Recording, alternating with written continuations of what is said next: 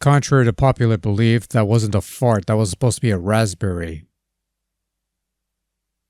Get it? Because we're doing the Razzies. Or at least we're looking at the nominations because I feel like it, I guess.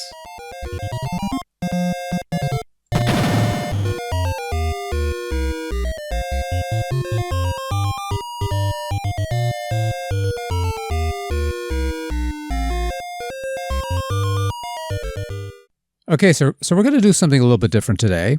A little bit outside my wheelhouse, and we're doing it off the cuff, no script, no nothing. I'm just going along with whatever's there.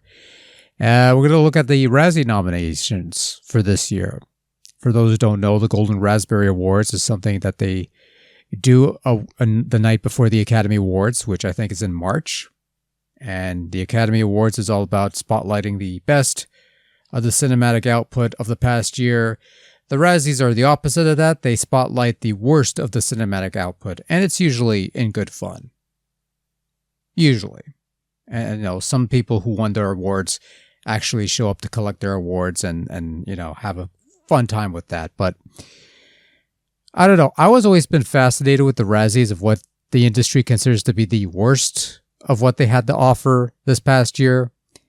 And, full disclosure, I have not seen a whole lot of movies that were made this year. Probably a handful. I could count probably on one hand the number of movies that I've seen. I'll let you decide what number that actually entails. But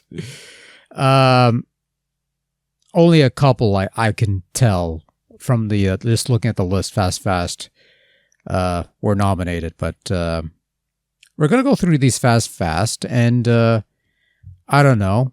Have you seen any of these movies? Do you feel they deserve to be the worst anything? Who do you feel deserves it most of all?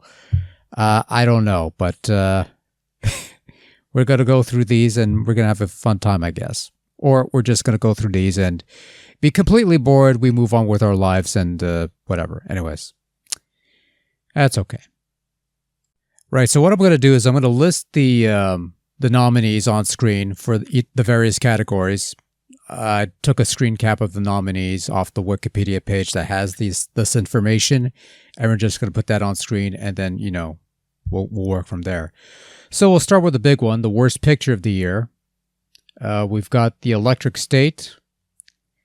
We have Hurry Up Tomorrow.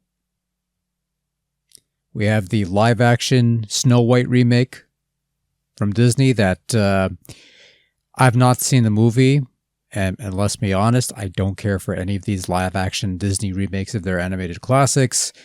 Although, if there's one thing that this movie had going for it, I was more interested in the controversy, or whatever you want to call it, surrounding the making of the movie and the marketing of the movie than I did the actual movie. I don't know. The way these things are marketed fascinate me to a certain degree, but not enough to actually put money down to actually watch the movie. But then again, I don't care about these Disney remakes. We have Section 31, the Star Trek streaming movie thing starring Academy Award winner Michelle Yeoh, which I make the point to mention on the 31st day of every month that has a 31st day that I have not watched this movie. I saw a couple of trailers, I thought it looked like shit, and I'm not going to watch the movie. Maybe someday I will, but not anytime soon. Not when I have so much other stuff to watch. And also, Paramount Plus is the drizzling shits as a streaming service, and no thanks. And finally, we have War of the Worlds, which is the Ice Cube remake of a classic novel. And unfortunately, I have seen that movie. It's every bit as bad as people say it is, perhaps more so, with all the product placement and all the camps and stuff like that. And, I don't know, based on that alone, that gets my vote for the worst picture. I can imagine the other movies would probably be worse and more deserving, but have not seen those other movies. I've seen this one. And this one, Amazon should refund me the last years worth of Prime subscription money. I want that money back. That will probably heal any wounds I've suffered watching this fucking pile of shit that you call a remake of a classic novel. Absolutely wretched. Anyways. Okay, moving right along to the worst director. We've got Rich Lee for War of the Worlds. We have the guy who's done a bunch of Star Trek episodes in the modern age, whose name I won't pronounce because I'm just going to mangle it. He did the Section 31 movie, the Russo brothers for The Electric State, Trey Edward Schultz for Hurry Up Tomorrow, and Mark Webb for Snow White. In other words, if your picture was nominated for the worst picture, you're probably going to get the worst director. Pretty much. We'll see if that lines up. Anyways, worst actor, we have Dave Bautista in The Lost Lands as Boyce. Ice Cube, War of the Worlds as Will Radford. I don't know if you would call that acting, but I don't know. Scott Eastwood, Alarum as Joe Travers Archibald. Jared Leto, Tron Ares as Ares. Abel the Weekend, something. Hurry Up Tomorrow as themselves. Himself, herself, I don't know. Is a female, whatever. Okay. The Weekend. Okay. Worst actress. Ariana DeBois, Love Hurts as Rose Carlos. Mila Jovovich in The Lost Lands as Gray Ellis. Natalie Portman, Fountain of Youth as Charlotte Purdue. Rebel Wilson, Bride Hard as Sam. And Academy Award winner Michelle Yeoh, Section 31 as Philippa Georgiou, who is Space Hitler. And they try to make her as a redeemable character. That's bad acting. I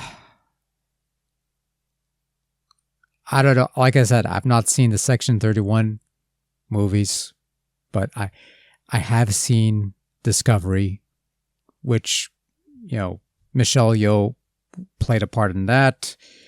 And she was okay with what she had to work with, which is generous, I guess, I suppose. So, I don't know. I could tell you Ice Cube could get the worst actor nod. Maybe Jared Leto, because I some of the stuff I've seen in Ares. I think I did see Ares actually recently, and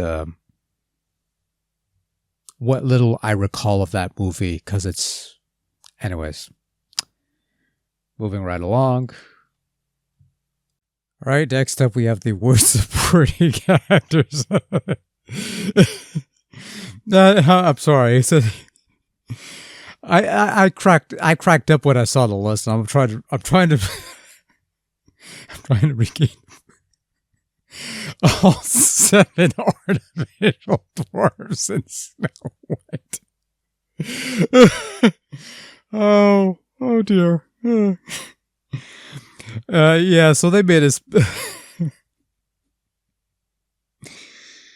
So there was a big stink over how they were going to portray the dwarves and the Snow White. They were going to use real people, or they were going to replace them with some kind of animals.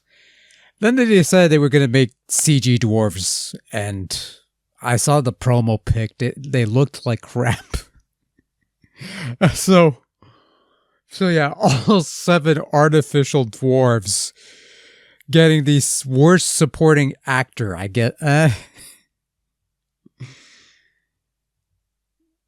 Sure, why not? Might as well. And I mean, who else do you have for competition? You got Nicolas Cage as Ben in Gunslingers, Stephen Dorff, Brightheart as Kurt, Greg Kinnear, Off the Grid as Reddish, and Sylvester Stallone Alarum as Chester. The dwarves get a bigger reaction out of me than the other people do, so might as well give it to them. Fuck. Worst supporting actress. Anna Klumsky, Brightheart as Virginia. Emma Horvath, The Strangers, Chapter 2 as Shelley. Pinup Girl. Casey Roll, Section 31 as Rachel Garrett. Scarlett Rolls Stallone as Bella in Gunslingers. And Isis Valverde in Alarum as Bridget. There weren't any other supporting actresses in Snow White you could have given the nod to. I've got nothing against Snow White. You know, I really don't care, but considering how much heat that movie got from certain people, I don't know. That and you really, the dwarves. I actually find it kind of funny now that I think about it. There's nobody in Snow White, to give it a bit of credit, nobody in Snow White is considered to be the worst actor. Nobody in Snow White is considered to be the worst actress, which, you know, Gal Gadot's in it, and Gal Gadot is Gal Gadot. Let's just put it that way. But worst supporting actors, you give it to the artificial dwarves, the CG dwarves. This is why this is done in good fun. This is why you don't take this shit seriously, folks. It's not that big of a deal. Especially if you're voting for the fucking dwarves that don't exist. Let's do worst screen combo while we're at it. All 7 dwarves, Snow White, of course. James Corden and Rihanna, the Smurfs. Ice Cube and Zoom.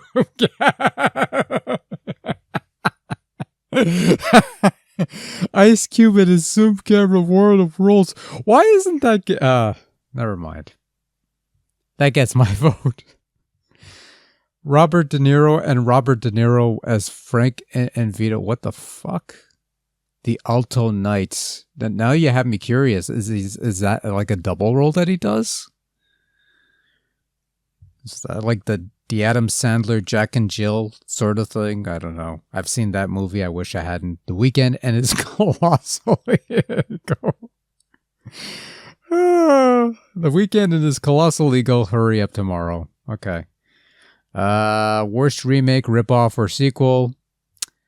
Five Nights at Freddy's 2. I Know What You Did Last Summer. Yes, they did a remake of I Know What You Did Last Summer. They gave it the same name, and it's not so much a sequel, or actually it is. Fuck, I don't know. I don't care. Smurfs, Snow White, and War of the Worlds. Again, War of the Worlds gets the worst remake. And finally, we got the worst screenplay, which is The Electric State, Hurry Up Tomorrow, Snow White. Basically, if your picture is considered to be the worst picture, nominated for the worst picture, your director is going to be the worst director, and your screenplay is going to be the worst screenplay. We'll see how many of these actually translate, but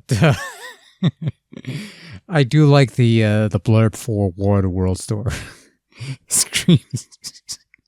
Screen story and screenplay by Kenny Gold and screenplay by Mark Hyman, adapting or destroying the classic novel by H.G. Wells. And then they have like a slot for the Razzie Redeemer Award, but there's no nominees for that, so. But yeah, I got a good laugh out of that last part, like the artificial dwarfs. Ice Cube and his Zoom camera, The Weeknd and his Colossal Ego. Like I'm almost fascinated by Hurry Up Tomorrow. Actually, if that's I don't know. Am I actually going to watch it? Probably not. But yeah. Anyways, that was the thing I did, and that's all I got. In my opinion, War of the Worlds should have every fucking award, but whatever. Okay, bye.